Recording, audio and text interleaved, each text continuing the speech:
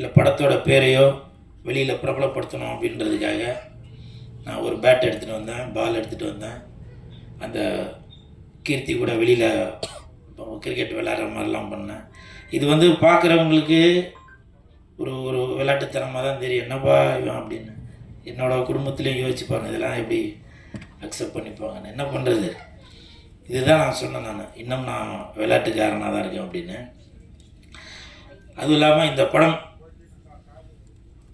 Kavitha madam சொன்னாங்க, இந்த மாதிரி பாட்டு பாடி ஆரம்பிங்க அப்படின்னு. உப்பு இல்லா கடலை இருக்குமா, நட்பு இல்லா வாழ்க்கை நிற்குமா தம்பி, உப்பு இல்லா வாழ்க்கை இருக்குமா, நட்பு இல்லா கடலை இருக்குமா. ஸோ அப்படி இந்த படத்தில் வந்த பாட்டு நட்புக்காக ஒரு இந்த கதையில் இம்பார்ட்டன்ட் கொடுத்துருப்பாங்கன்னு நினைக்கிறேன். ஸோ தாஸ் அவர்களுக்கு, இயக்குனர் தாஸ் அவர்களுக்கு என் மனமார்ந்த வாழ்த்துக்கள். லெஃப்டில் வாங்க, ரைட்டில் வாங்க, லெஃப்டில் வாங்க. தாஸ் அவர்களை வந்து கிட்டத்தட்ட எனக்கு ஒரு 15-20 வருஷமாக தெரியும். நான் அப்போது நடிக்கிறதுக்கு சான்ஸ் தேடி ஆஃபீஸ்லாம் போகிறப்போ நிக்காட்ஸில் ஆஃபீஸ் பாயாக இருந்தார், ஏவிஎம்மில் இருந்தார், சிஜே சினிமா விஜயகாந்த் சாரோடது இந்த நிறைஞ்ச மனசு இதெல்லாம் பண்ணாங்க இல்லையா, அந்த இதெல்லாம் இருந்தேன் நான். ஸோ அப்போ வந்து இப்போ சினிமா அதே பற்றி பேசிகிட்டு இருப்பார். அப்புறம் ஆஃபீஸ் பாய்க்கு முன்னாடி வந்து இந்த தபேலா வாசிக்கிறவங்க, மியூசிக் இன்ஸ்ட்ருமெண்ட்டு உள்ள அவங்க தானே, அவங்க அசிஸ்டண்டாலாம் போவார். ஸோ அப்படி சினிமா மீது ரொம்ப ஆர்வம் கொண்டவர் அவர். இன்றைக்கி ஒரு கடின உழைப்பு மூலம் இன்றைக்கி இந்த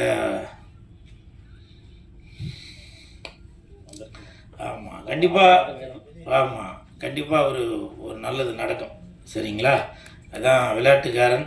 கண்டிப்பாக இந்த படம் வந்து ஒரு மிகப்பெரிய வெற்றி அடையும்.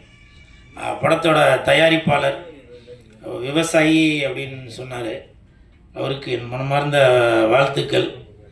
இன்னொரு வாழ்த்துக்கள் எதுக்குனாக்கா, என் பக்கத்தில் உட்காந்து நான் ஒரு ஃபோனே ஆஃப் பண்ணாமல் ஃபோன் அடிச்சுக்கிட்டே இருக்கு, பேசுகிறத கேட்க முடியல. நான் எடுத்து அதை ஏரோப்ளேன் மோடில் போட்டேன் சார், சைலண்டில் போட சொல்லி ஏரோப்ளேனில் போட்டேன்.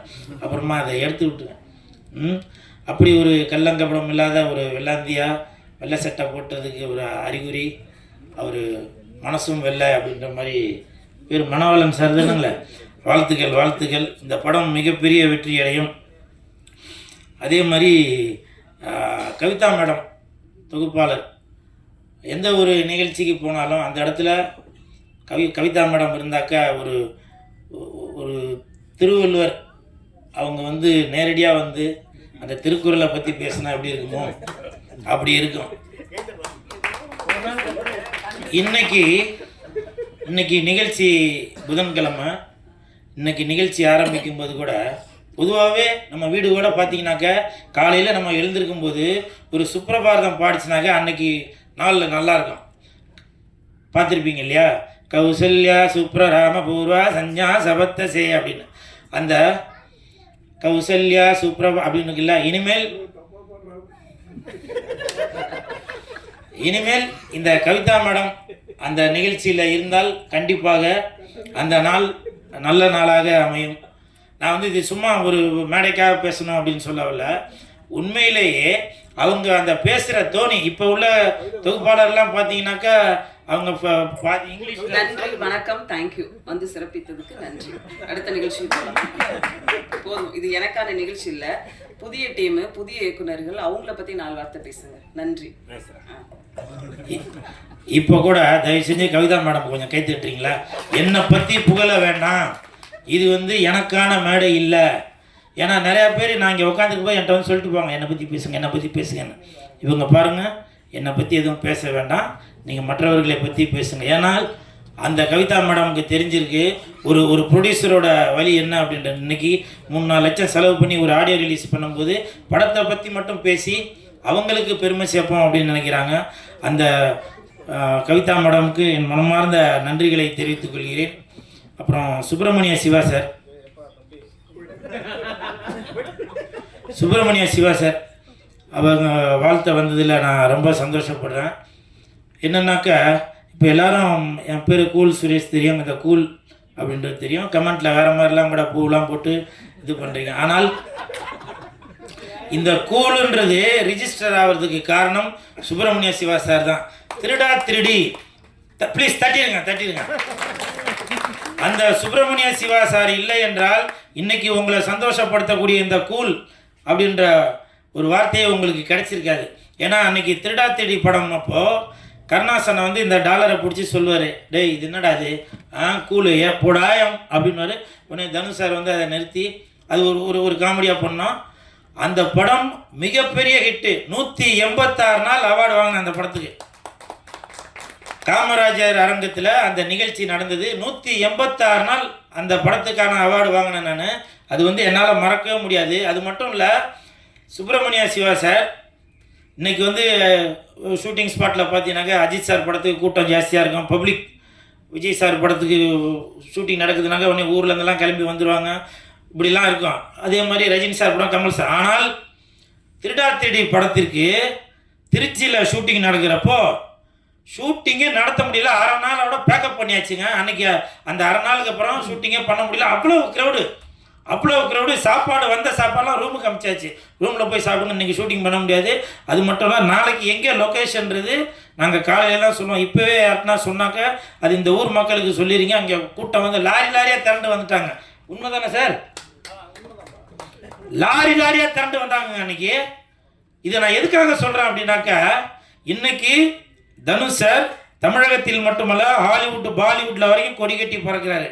ஆனால் அன்னைக்கு கொடி கட்டி பறப்பார் என்பது இந்த சுப்பிரமணிய சிவா சாருக்கு அன்னைக்கே தெரிஞ்சிருக்கு.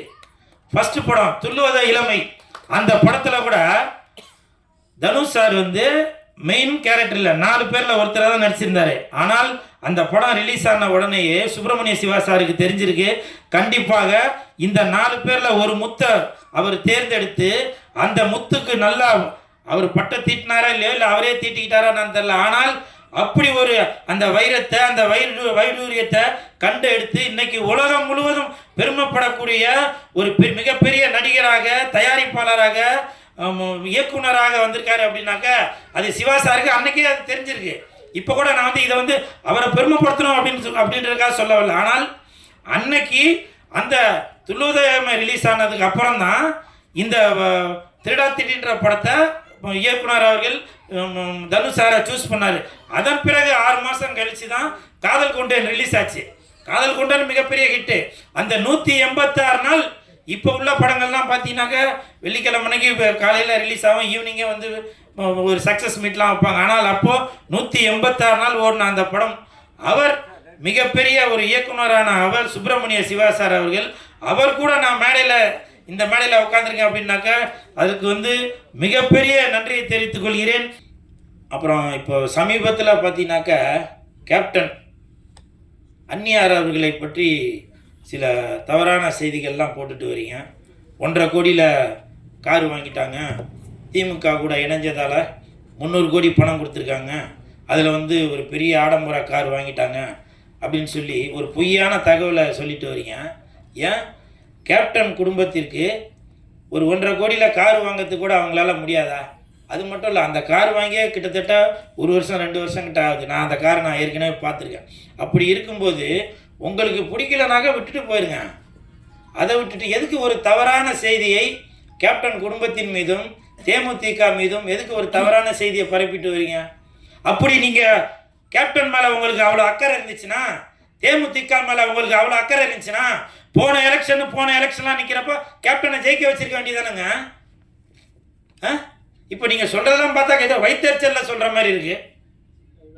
அப்படி நீங்கள் கேப்டன் மீதும் தேமுதிக மீதும் அவ்வளவு உங்களுக்கு அக்கறை இருந்துச்சுனாக்க நீங்கள் அப்போவே ஜெயிக்க வச்சிருக்கலாம். ஏன் அவருடைய மகன் பிரபாகரன் அவர்கள் நிற்கும்போது கூட அவரை ஜெயிக்க வச்சிருக்கலாமே? கட்சியில் உள்ளவங்களை ஜெயிக்க வைக்காட்டியும் அட்லீஸ்ட் அவருடைய மகனையாச்சும் ஜெயிக்க வச்சிருக்கலாமே? எதுக்கு இப்படி ஒரு தவறான விமர்சனங்களை எல்லாரும் வைத்துட்டு வரீங்க? தயவு செய்து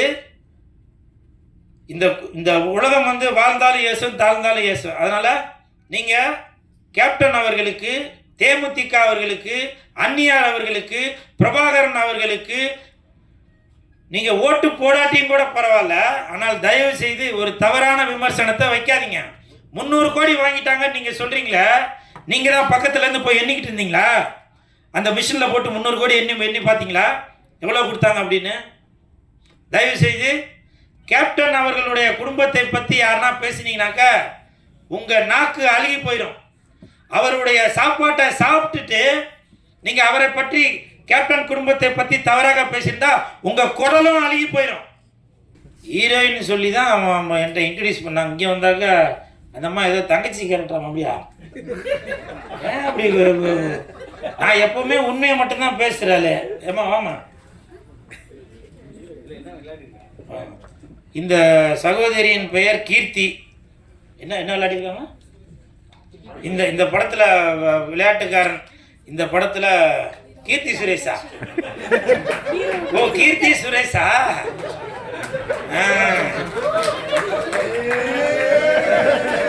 நல்லா இருக்கு, நல்லா இருக்கு. கிடைச்சிருச்சு போல. அப்ப இந்த பக்கம் யார் போட்டா போடுவீங்க? வீட்டுக்கு போகணும் வேணாம். யாரு வீட்டுக்கு போகணும் வேணாம். ஐயா நான் போறேன்பா நானு. புரியுதுங்களா? அப்போ அதனால இந்த சகோதரி கீர்த்தி அவர்கள் நல்லா நடிச்சிருப்பாங்கன்னு நான் நம்புகிறேன். அந்த ட்ரெய்லர் பார்க்கும்போது தெரிஞ்சுது. உங்களுக்கு என் மனமார்ந்த வாழ்த்துக்கள். ஏன் அந்த தாவணி போட்ட புண்ணியம் வரல? தாவணி போட்ட புண்ணியம் வரலாம். மலைகாப்பு போயிருக்காங்க. சரி, ஓகே. எனிவே இந்த ஹோல் டீமுக்கும் என் மனமார்ந்த வாழ்த்துக்கள். இந்த படம் மிகப்பெரிய வெற்றி அடையணும் அப்படின்னு உங்கள்கிட்ட நான் தாழ்மையோடு கேட்டுக்கிறேன். நன்றி, வணக்கம்.